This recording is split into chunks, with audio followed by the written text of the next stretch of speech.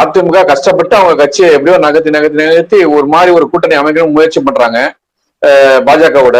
ஆனா அதை கெடுக்கிற விதமா இன்னைக்கு ஒரு செய்தி வந்து தினமலர்ல வந்திருக்கு. தினமலர் பொதுவாகவே பாடாளுமன்ற கட்சிக்கு எதிர்ப்பான பத்திரிகைன்றது அனைவராலும் அறியப்பட்ட ஒண்ணு. இத வந்து நீங்க எப்படி சார் பாக்குறீங்க? இல்ல, அதாவது தினமலர் வந்து இந்த பார்ப்பானிய ஏடு இவங்கெல்லாம் இனிமே அப்படிதான் பேச வேண்டியது. இறந்த பிறகு ஈமக் சடங்கு செய்யறாங்க இல்லைங்களா, அதுல தர்பயானம் பண்ண புத்தி இன்னும் அவங்களுக்கு போகல. அந்த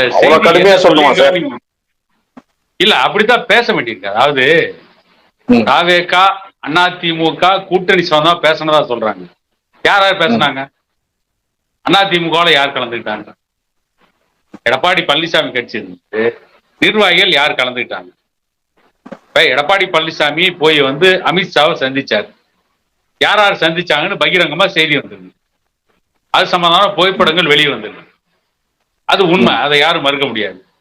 சரி, அதிமுகவும் தாவேகாவும் கூட்டணி சம்பந்தமா பேசினாங்க. என்ன பேசினாங்க? யார் யார் பேசினாங்க? எங்க பேசினாங்க? எப்ப பேசினாங்க? எவ்வளவு நாளா சந்திச்சாங்க? இதெல்லாம் எதுவுமே இல்லாம தினமலர் வந்து தன்னுடைய இஷ்டத்துக்கு அப்படியே கதை விடுறதானா?